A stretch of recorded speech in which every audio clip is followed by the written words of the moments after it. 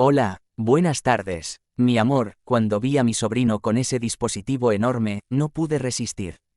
Me llamo Juliana, tengo 28 años, y mi vida siempre ha sido predecible y tranquila. Trabajo como diseñadora gráfica, lo que me permite pasar mucho tiempo en casa, algo que siempre me ha parecido cómodo. Estoy casada con Mauro desde hace 6 años. Él es un conductor de camiones muy dedicado, para quien el trabajo siempre es una prioridad.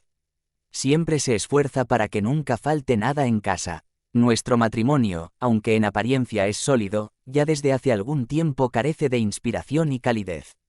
La vida que construimos juntos es pacífica, pero monótona. Nuestra casa en Valencia, situada en un barrio tranquilo, siempre fue para mí un lugar de paz, un refugio del mundo exterior. Asociada con el verde de los alrededores y el sonido de las olas del mar, era un verdadero oasis. Pero, como Mauro viaja mucho por trabajo, la casa también se convirtió en un espacio de soledad. Por más que intentara llenar mi tiempo con pasatiempos y trabajo, siempre me faltaba algo que no podía explicar. Todo cambió cuando llegó mi sobrino, Mateo. Él tiene 24 años y se está preparando para su examen en el ejército, necesita un lugar tranquilo para estudiar. Siempre hemos sido muy cercanos. Lo veo casi como a un hermano menor, y la idea de tenerlo cerca, al principio, me pareció buena. Pero lo que no esperaba era cuánto cambiaría mi vida con su presencia. Los primeros días, todo parecía normal. La mayor parte del tiempo, Mateo lo pasaba en su habitación, concentrado en sus libros y notas.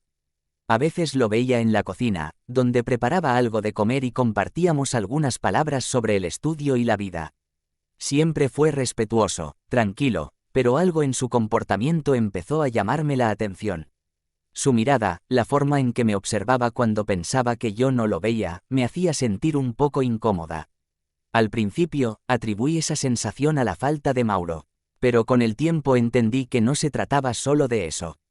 En el aire se percibía un ambiente especial, un toque de algo no dicho en nuestras conversaciones, que ambos parecíamos evitar, como si giráramos alrededor de algo que no sabíamos cómo nombrar. Pasaron semanas, y cada vez se hacía más difícil ignorar esa atmósfera. Mateo seguía concentrado en sus estudios, pero esos pequeños momentos de interacción entre nosotros estaban llenos de un sentimiento inusual que no había experimentado antes. Cada vez que nuestras miradas se encontraban, parecía que el aire a nuestro alrededor cambiaba. No era algo obvio, sino más bien algo sutil, como una leve corriente que pasaba por el cuerpo. Mateo sabía observar sin que se notara, y me di cuenta de que me miraba mientras caminaba por la casa, sobre todo cuando pensaba que yo no le prestaba atención. Al principio, eso me inquietó un poco, pero luego empecé a sentir algo diferente, una parte de mí encontraba su atención interesante. Me gustaba ser el centro de esa observación silenciosa, y, pronto, sin darme cuenta, comencé a buscar su mirada. Empecé a elegir ropa más llamativa, usando blusas que mostraban un poco más los hombros o faldas que acentuaban mis piernas. Trataba de convencerme de que no hacía nada malo, pero en el fondo sabía que mi actitud tenía algo de provocativo. Una noche, mientras veíamos una película en la sala, ese sentimiento silencioso alcanzó un nuevo nivel. Estábamos sentados en el sofá, uno al lado del otro, cuando nuestras manos se rozaron levemente. Ese toque, tan simple y casual, hizo que una calidez recorriera mi cuerpo. Mi corazón latía más rápido, y me alejé, fingiendo que cambiaba de posición, pero el efecto de ese contacto no desapareció. Lo miré y vi que él también había sentido algo. Su mirada estaba fija en mí, como si quisiera preguntarme si yo había notado lo mismo. Desde ese momento, los pequeños gestos de atención entre nosotros se hicieron más frecuentes. Mateo empezó a dejar notas en la casa, mensajes simples y divertidos, siempre con un toque de encanto que me hacía sonreír. Era algo sencillo, pero a la vez significativo. Yo también le daba pequeñas muestras de cariño, como preparar su plato favorito o dejar chocolates en su mesa de estudio. Todo esto ocurría en silencio, como si fuera un juego implícito. Sabía que estaba caminando en la cuerda floja, pero esa emoción nueva me atraía. Por más que intentara ignorarlo, cada día me sentía más atraída por Mateo, y aquello que una vez fue solo una tensión interior se volvía más real.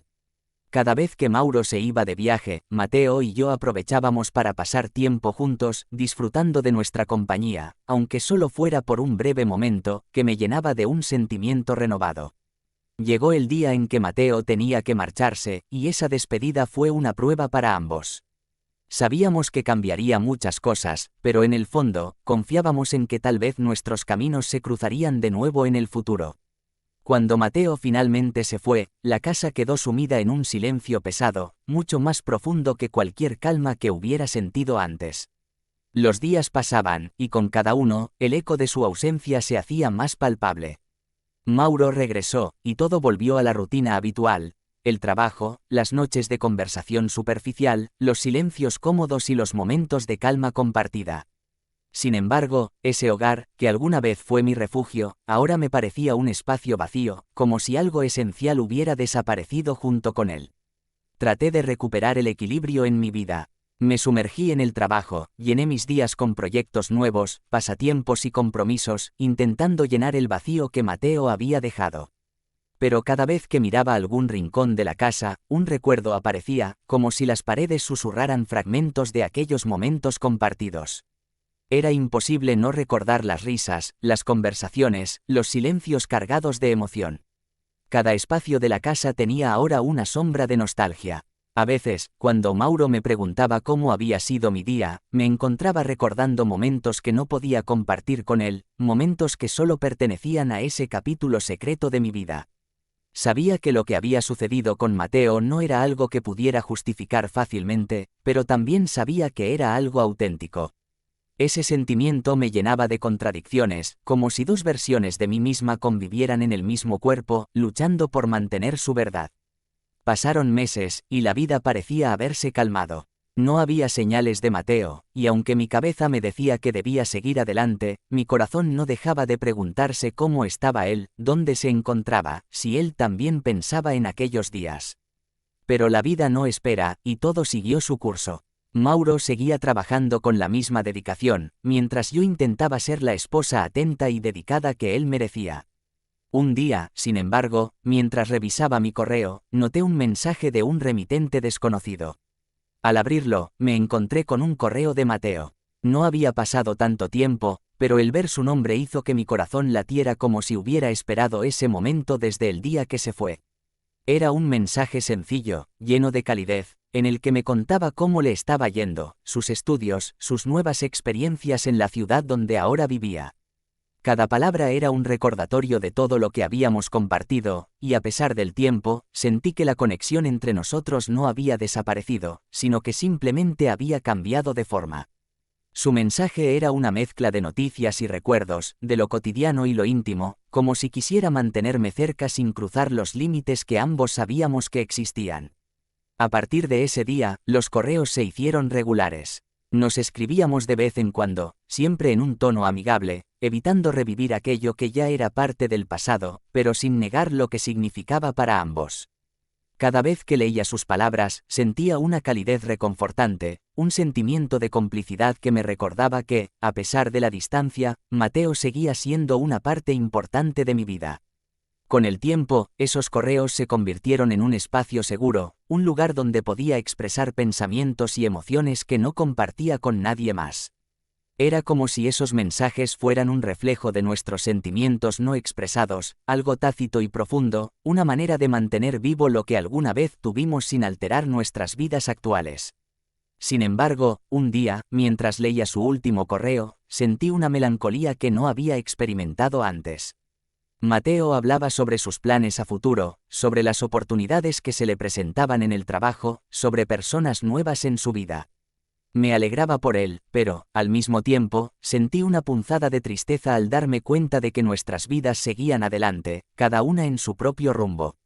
Al cerrar el correo, me quedé sentada en silencio, reflexionando sobre cómo nuestras vidas habían cambiado desde aquellos días.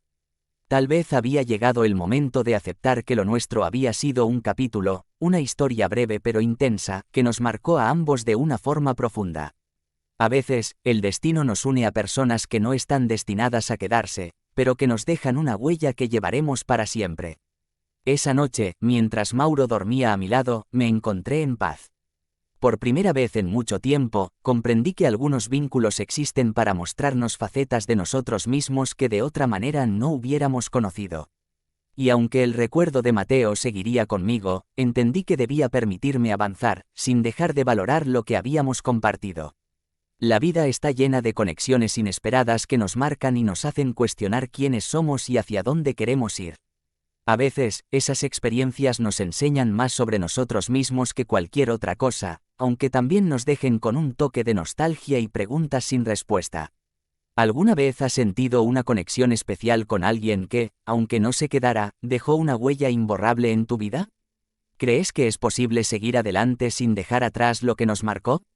Comparte tus pensamientos en los comentarios, quiero saber qué piensan ustedes sobre estas experiencias.